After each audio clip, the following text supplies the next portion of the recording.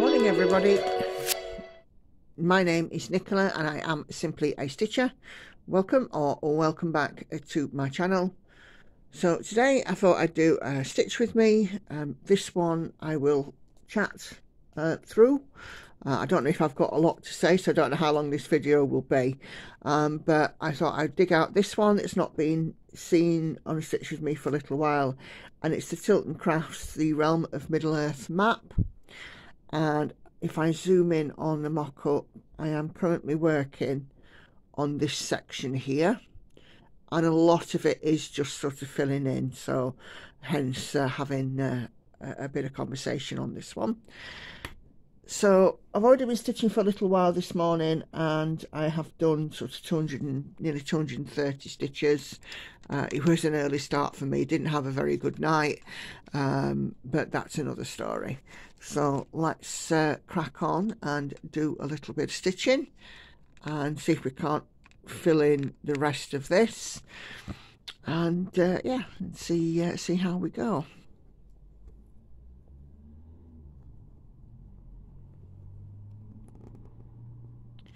So I hope everybody is doing okay. We're not so bad. It's been a couple of weeks since I did a chatting sort of stitch with me. Last time I think was just after Andy and I had come back from our long trip, which was rather fun, and we've now pretty much both recovered, so that's good. It's been a steady sort of couple of weeks, really. I wouldn't say busy. I've obviously been back at work. Andy's been back at work, and you know, we just kind of life continues, really, I suppose, more than anything.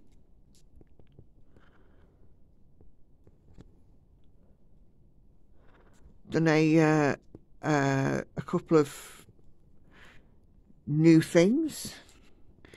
If you haven't seen my most recent floss tube that I posted on Tuesday, go and have a quick look at that. I'll pop a link in either the corner or the end screen. I have now got a TikTok account, and so has Andy. So it's I'm not a teenager, I'm not a young person, so I'm having to take lessons in how to use it. But yeah, it's fun. I'll leave my username in the box below, along with my Instagram and my email. So yeah, and here's me that knows nothing about TikTok at all, managing Andy's TikTok for him as well, because he knows nothing at all, and with all his filming and editing and things, even though I work full time, I do have fractionally more free time than he does. So let's just look on my, that's it.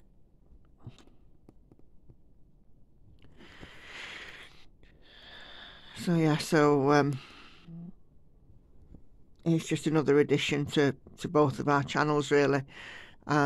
We've been on a bit of a publicity drive for his channel. We really sort of need to get something to go viral if we can, on something like TikTok, and sort of drive people to his YouTube channel. It seems to have sort of stalled a little bit, which is a bit disheartening for him. He would like to be, you know, having his channel fund him filming full time, but also providing us with some extra income to make up for him no longer having a full-time job, as it were. So we've been on a bit of a publicity drive, Andy's not very good at self-promotion. He never really has been, and he's a bit stoic and set in his ways. But I'm sort of trying to teach him that a correctly worded post or adding a little bit extra to his videos will just help him. But you know, he can lead a horse to water and all that.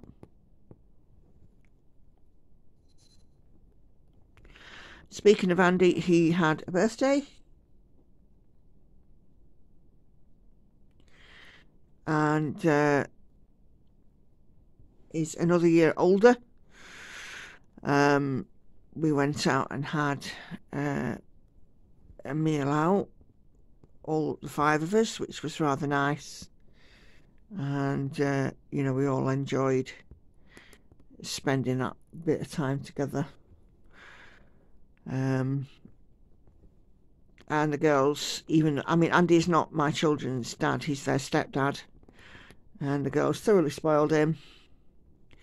And I think he was quite touched, I think. So, but yeah, it's been quite nice.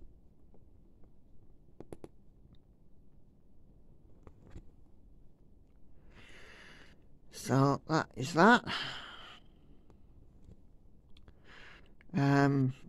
I went out filming with Andy at the weekend, just gone.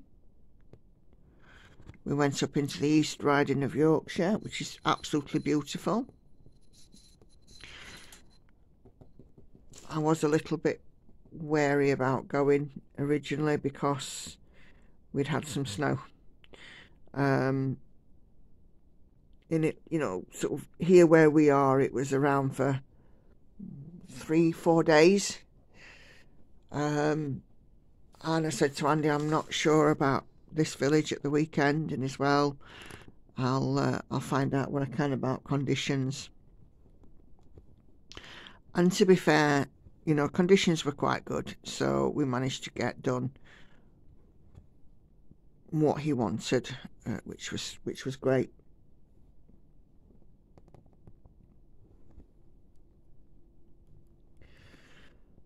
So, oh, that's the cat jumping up at Hannah.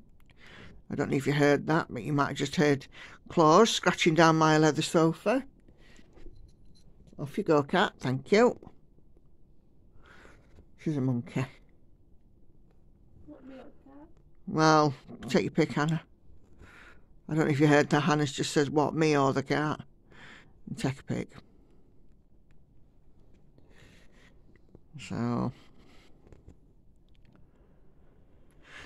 So yeah, we've had this sort of snowy weather, which kind of makes me glad that I do work from home, because I didn't have to go out in the snow and try and get public transport to the next town over to go into my office. Makes things so much easier. So work's been a little bit busier for me. The lines have been busier, so I've been on calls a lot more, and of course the busier you get, things are delayed, and you get people who get a little bit unhappy. So I've been dealing with 1 or 2 unhappy people this week, but it's fine, it's water off a duck's back, I can deal with that.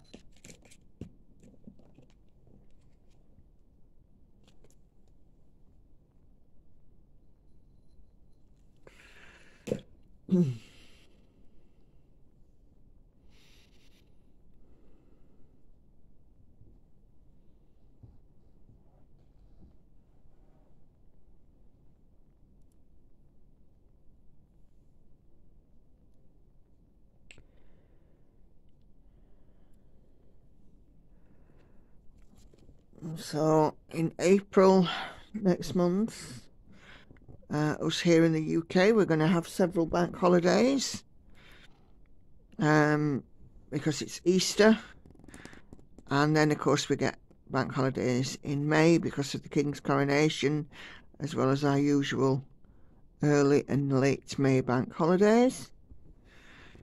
So it's kind of a funny time of year. People do get confused about what days that they're supposed to be working and not, and what's considered a working day and a bank holiday and all the rest of it. It's good fun. So yeah, we'll see what happens.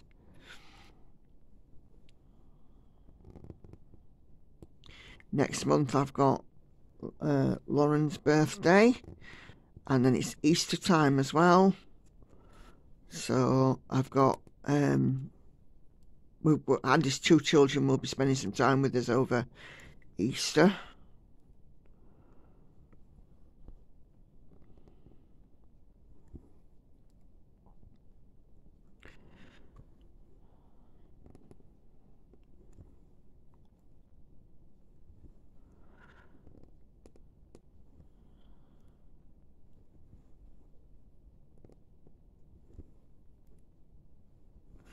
I shall just carry on doing my same old routine, work and stitch.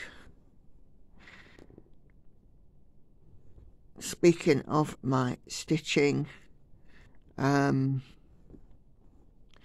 going to have, at the end of this month, I think I shall have 2 piles in the June box, as it were. I managed to get the glow-in-the-dark thread to finish the London piece,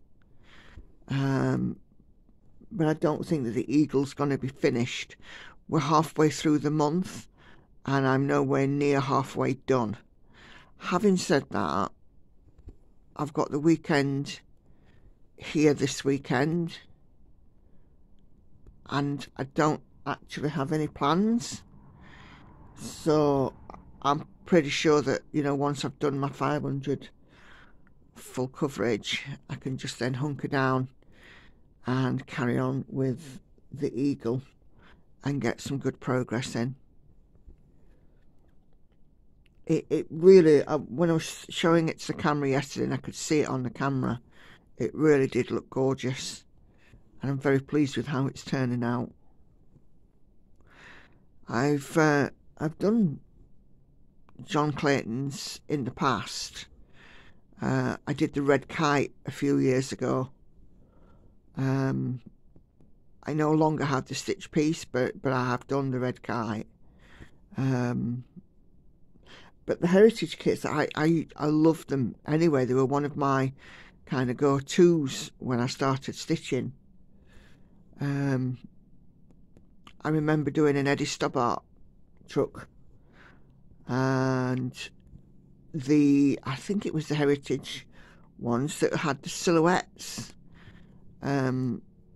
where there's like, you know, like sepia tone, and there was like, you know, miners and oast houses and lake scenes and so on and so forth, and I used to really enjoy doing those.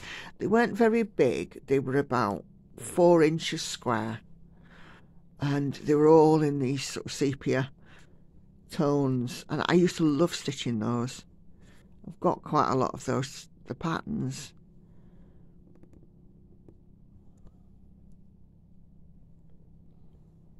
But with heritage kits, they are definitely for even weave stitching because of the fractionals in them.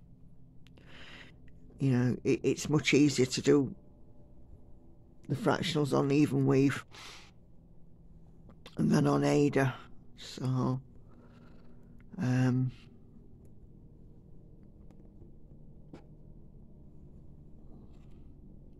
so I tend to switch out the fabric. I mean, obviously this one that I'm doing, I switched out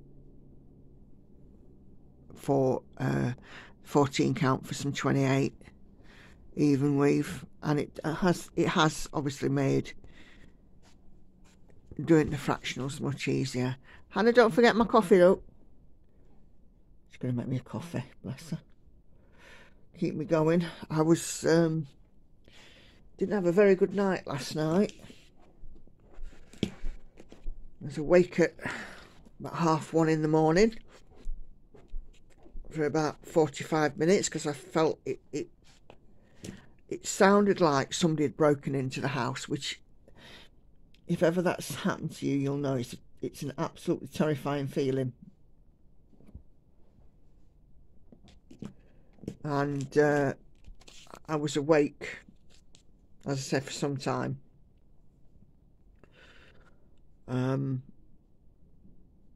I really, you know, I suffer with my nerves and with anxiety in any instance, but that just didn't help at all, and it took me a while to get back to sleep. So I mean, I am working today, and I shall just let my boss know that, you know, I was up for a fair time in the night, and see how I go. If I'm not, I'm sensible enough that if I'm not able to continue, I won't, and I'll just log off and go to bed and catch up on some sleep. But I'll probably just power through. I've been up since about sort of 6 o'clock this morning because Andy was setting off early, and I like to be down here when he sets off.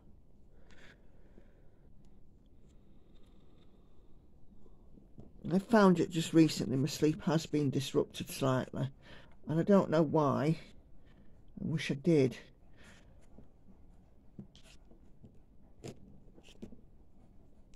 I've got a few ninja stitches knocking about in this bit.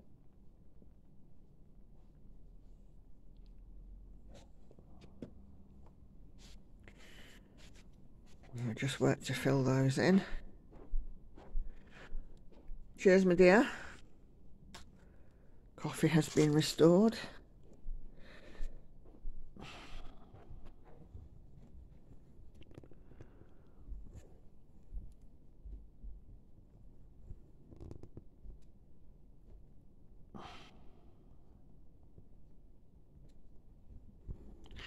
So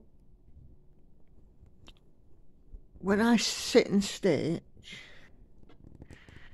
if I'm not doing a video and talking like this, I tend to listen to YouTube or some kind of, you know, TV program or something. I have talked about this before, and I was quite excited a couple of weeks back when it was announced that one of my favourite TV mystery dramas was coming back for another series, and that's Unforgotten. Don't know if you've seen that in the UK. And I was quite excited, and I went onto the channel streaming thing, site, whatever it's called, you know, not down with the kids, and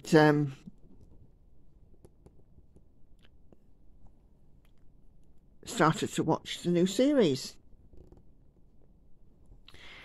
And all of the series is on the streaming site, so I could literally binge watch all sort of 5 or 6 episodes. I want to say 6. I think it's 6. And last time when we watched the first sort of few series of Unforgotten, they've been an absolute mystery with so many twists and turns in the end. You kind of didn't know, you know, what was going on, and then all of a sudden at the end it all made sense.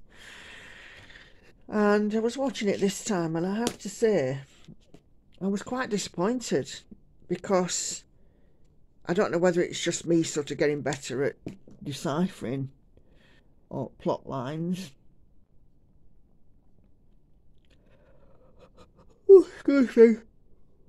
But it just seemed obvious. The solution was, you know, it was obvious who the perpetrator was, and I was quite disappointed.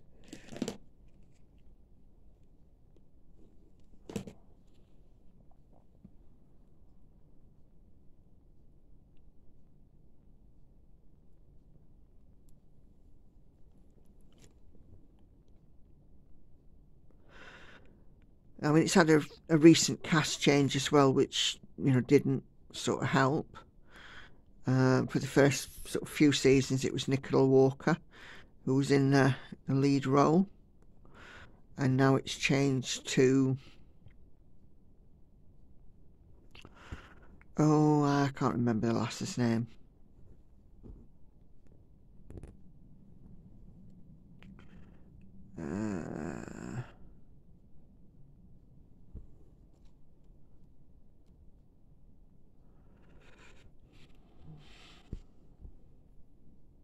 Sinead Keenan. Because they killed off Nicola Walker's character at the end of the last series, the first, at the end of series 4. And you've got to change cast member. It's not going to be the same, but you know, I mean, I was more than prepared to sort of watch and kind of give it a go, as it were. But I did find it, you know, like I said, not as compelling as it had been before. I was a bit disappointed, but it is what it is. Right, so for the next bit, until I get to the bottom, it is all one colour. So I'm just filling in this colour now, which is 3855. Oh, I've made a mess of this already.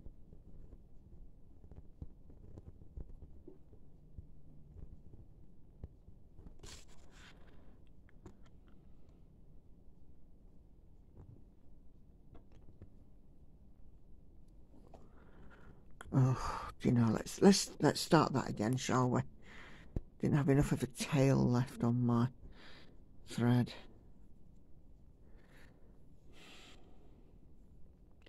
It was good though to see in the series some actors, one who'd been in a sort of a comedy role in a serious drama kind of thing, and good to see one or two people who hadn't been on the screen for a while, which was nice. I mean, I do like a good crime drama. If you've watched me in recent times, you'll know that I enjoyed Midsummer Murders. I was never into Inspector Morse or Endeavour. I was never really into the USA crime dramas, you know, like CSI and that sort of thing.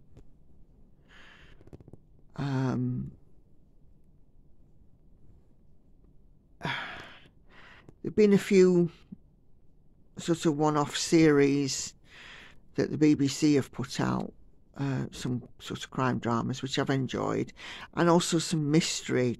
I like a mystery drama too. It's just sort of finding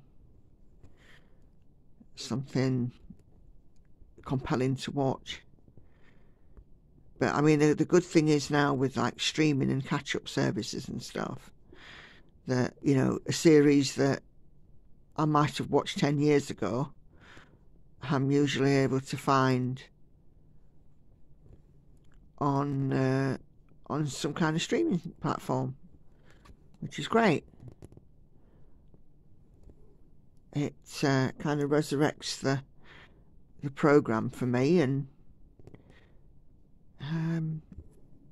yeah, I get to revisit and rewatch a program that I've enjoyed before and enjoy it all over again. And before I touched the new series of Unforgotten, I went back and binge watched the first 4 series and thoroughly enjoyed it, you know. So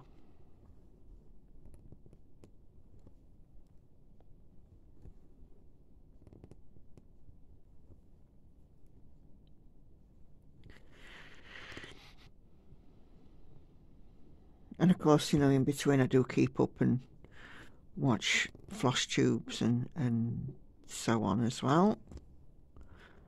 Although, you know, as I've said before, my tastes for floss tubes do change, and I'm sure people do with me as well. So I do sort of have a a bit of a look through who I'm subscribed to. You know, are they still uploading videos? Are they still creating content that I'm interested in, kind of thing? Which I would fully expect for everybody to do, you know, for me too. Am I still uploading videos? Are you still interested in my content? If not, fair enough. And you know, the floss tube community is growing ever bigger, which is nice. I do sort of see people though that are putting out the first floss tube, and then, you know, they've had like 4,000 views or something daft like that, and then, you know, here I am been putting out content for the last couple of years, and depending on the video, I might get 300 views. So I mean, it's obvious that, you know, the people are not watching all of my content, which is fine. It's a sort of a steady content output that I have.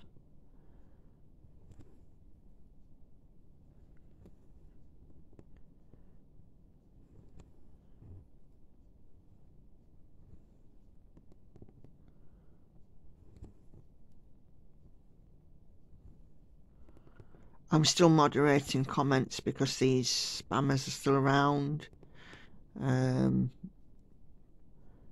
You know, if you do see a comment on one of my videos telling you that you've won this or you've won that or whatever, do report it, let me know, and I can also flag it in. Because YouTube, when I tried to make all of my videos pre-moderated comments only, YouTube decided to have a bit of a wobbly, and some of my videos do not have that feature turned on, which is a bit of a shame.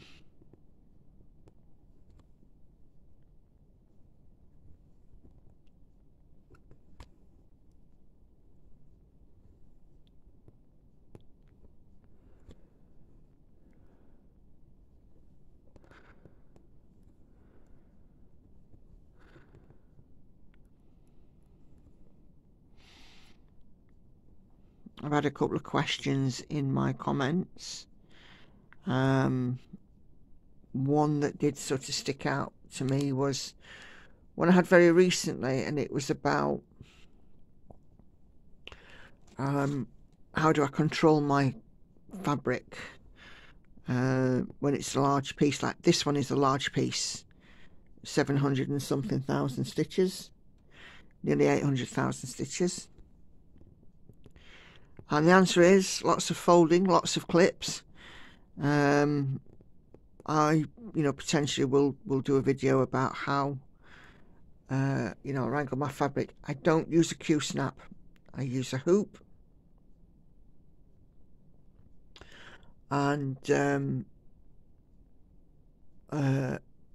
know,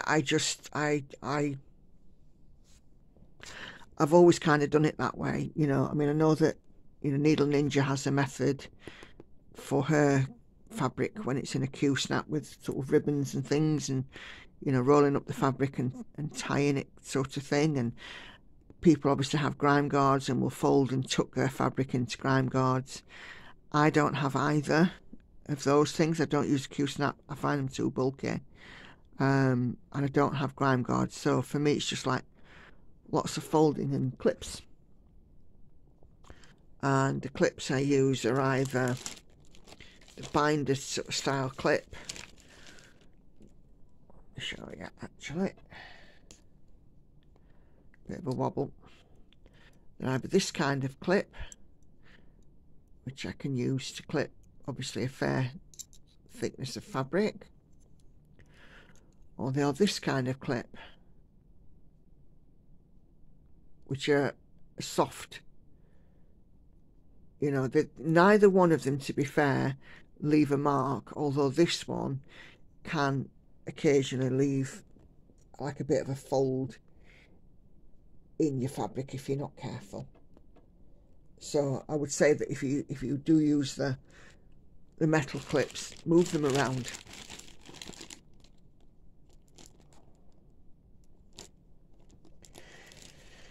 I also had a question about the stitching shelf. I perhaps don't put this in the descriptions enough, but it is the regular size max colour version. Because I didn't need another super size. This one is super size, and my Aframov piece is super size, and I knew I wanted to start my Aframov piece before I started stitching shelf. Ultimately I started the stitching shelf first, but I didn't want another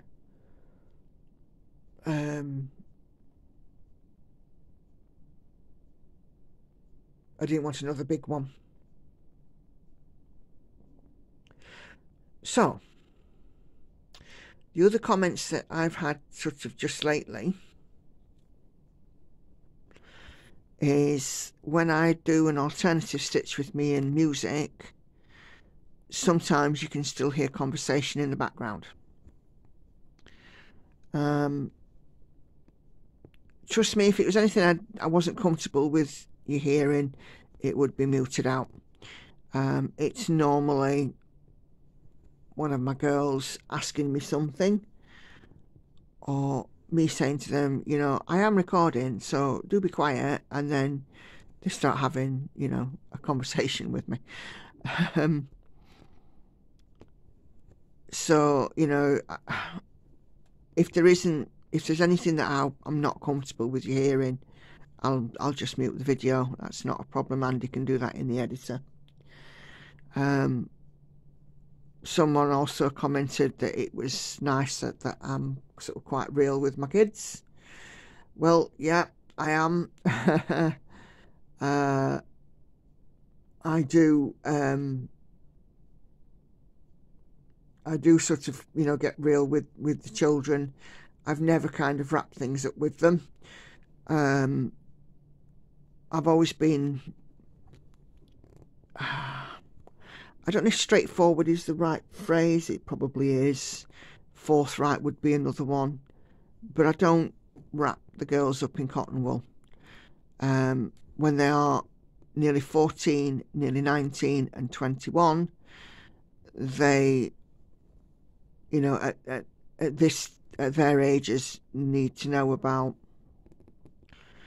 it's not all sort of fluffy bunnies and butterflies and loom bands, it's life. And sometimes in life you might hear things or see things or do things you don't want to. Sometimes, you know, they have to learn to take responsibility. Like, you know, the conversation that this comment came on the back of was when I was talking about my energy bill. My daughter was in the room, and you know, she was partially responsible for that. And, you know, with the comments I made in front of her, she knows that I know what her part of that responsibility was, and she now knows what an impact that it made. You know, here in the UK, things are very tough for everybody right now.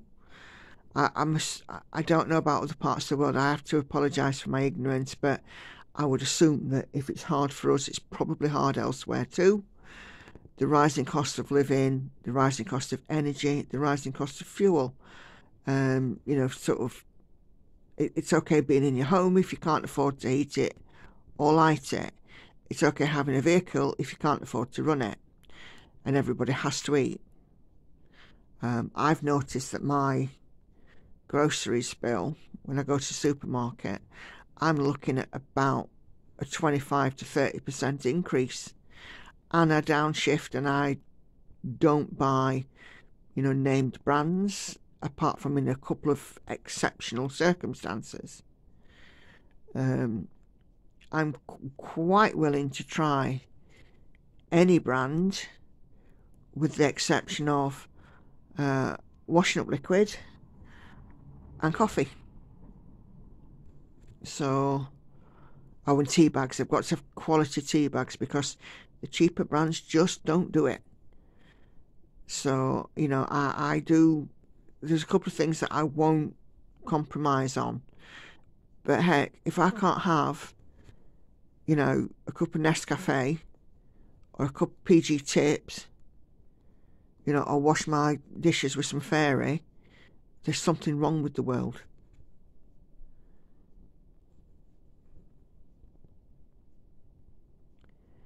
I've got another 20 years of working life as yet. I'm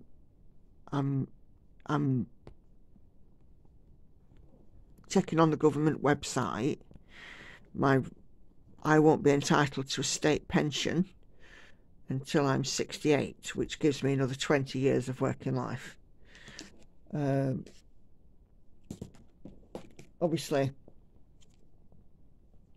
we'd all like to retire early if we can, but I don't think that's going to be possible because I just don't have the income streams, the, you know, the investments or pension or anything like that to support that. But at the minute, you know, I can't see myself retiring at all, although I have plenty of stitching to keep me busy. So I still have a massive whip pile. I think I've got about 18 patterns so far in Pattern Keeper, and off the top of my head, like 5 or 6 of them are being worked. So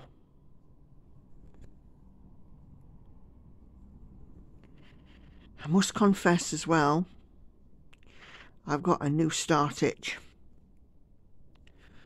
but I don't want to start another new full coverage without finishing one of my full coverage.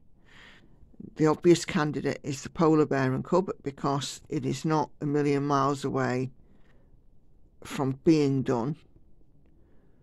And I'd like to start, it's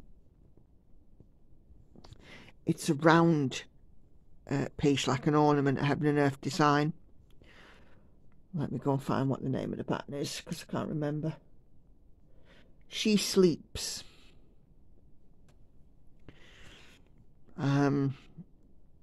It was again gifted to me by my friend Petra over on Instagram, and I would like to start it. I keep looking at it and thinking, yeah, I could get out some 20 count, because I've got some 20 count fabric, and crack on with that. But I don't want to add another full coverage, because with these ones, putting them into Stitch Pal, I'm already looking at being in the mid 2030s before I finish what's on my plate as it is. So, but I mean, as I said before, next year I'm going to do a full coverage focus, I think. So I will prioritize my first 500 stitches a day will be prioritized on whichever piece has the least number of stitches to a finish, and I'll work from there. So hopefully next year I can get some good full coverage finishes in.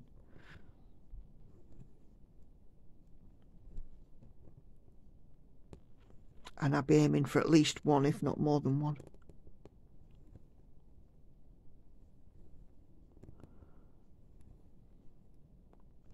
I may also be looking at having some kind of a de-stash.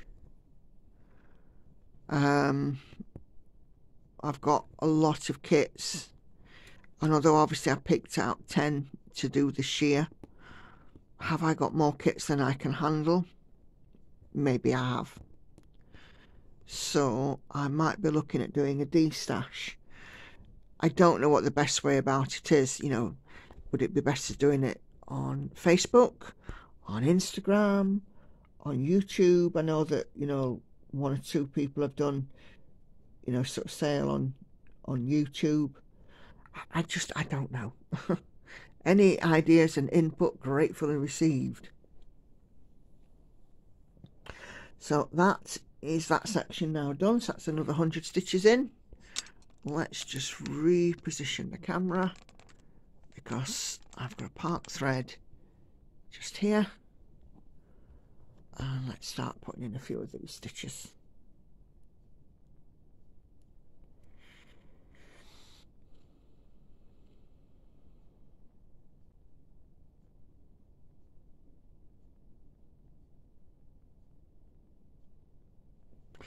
So yeah, so I might just be looking through my kits and potentially having a de-stash.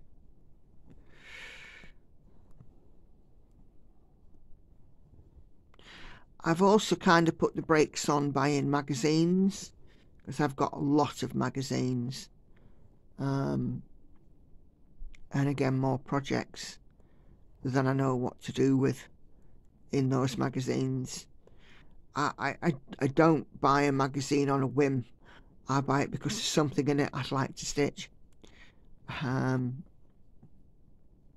I've also got the Disney part work, cross stitching part work as well.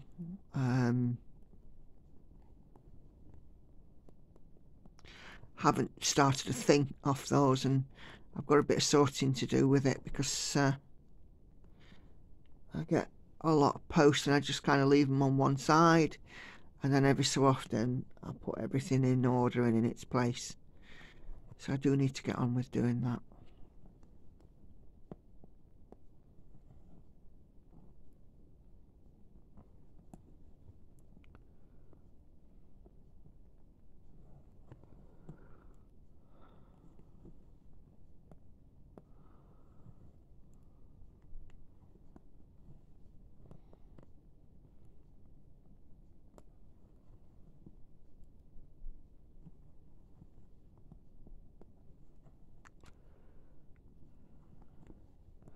So yeah, just let me know your thoughts. Would you be interested in a de-stash if I was to do one? Would it be better off on like Facebook or Insta? Oh, I keep pricking my finger. Or, you know, even TikTok. I have no idea. Let me know. Let me know your thoughts.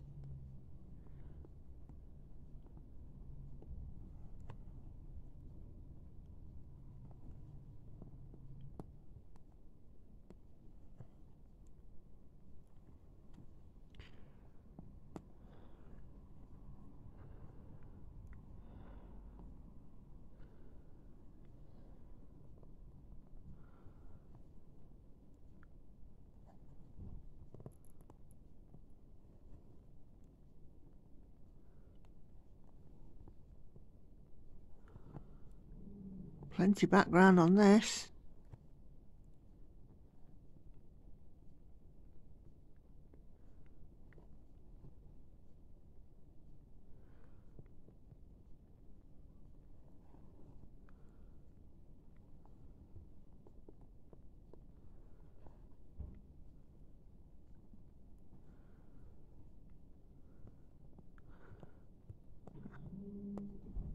I think my next stitch with me, I'll pull something out with a little bit of variety in it, because I think this one now, as we get towards the end of this section, it's mainly background.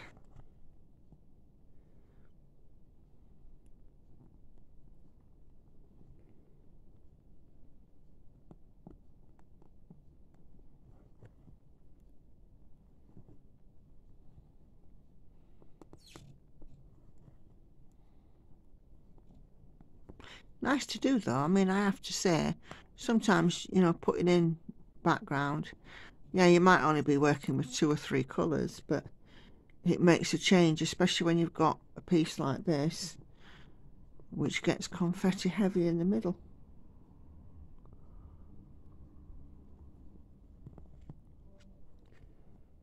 Although there's not an awful lot of colours in this.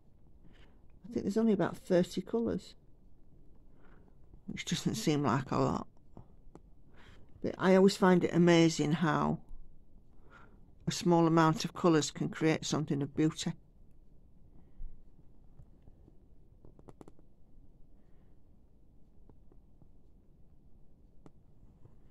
I saw on the on Facebook, somebody, somebody that I know of, one of the posters in this group, has almost completed the One Ring from the Lord of the Rings, and it just looks amazing, absolutely phenomenal. And I'm sad that I missed that pattern when it came out. So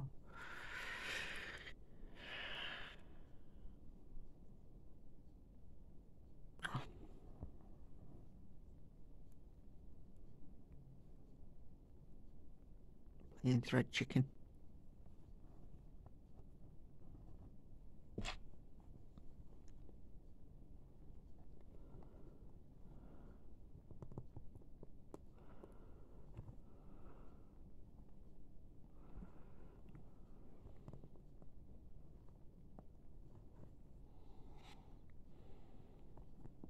But then again, I think to myself, well, you've already got so many beautiful patterns, do you really need any more?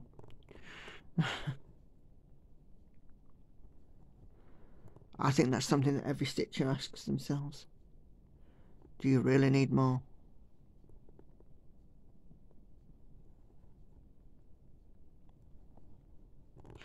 Of course, there's only one answer to that, which is, of course, yes.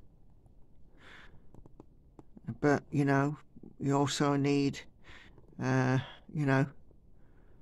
I call a microwave day. 24 hours in 48, 48 hours in 24. You need twice the amount of time in your life to stitch so many wonderful things. And then, of course, designers always put out something new. There's always something new to tempt you. Always something new to tempt me. Anyway.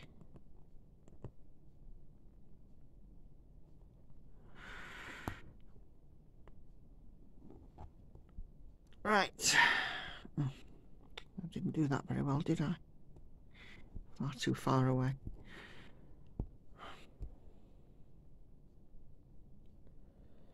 Right, I need to leave this here. I've got work this morning and a couple of bits I want to do. But I've done about 150 stitches there. Just finished off this bit and started on the next column down. So I'm quite happy with that. It just looks, it's beautiful, isn't it? Look at those mountains. Been a long time since I did those mountains. So yeah, as I say, you can now find me on TikTok. The link is in the the username is in the description below. I'm on Instagram. I'm also on Facebook. If you do want to know, my full name for Facebook, just send me an instant message on Instagram or whatever, and I'll or send me an email, and I'll send you a link to my profile so you can add me. If I do a de-stash, what's your thoughts and suggestions on that? Do add your comments down below. But other than that, all that's left to say is take care, happy stitching, thanks for watching, and I'll see you on the next video. Bye bye for now, everybody.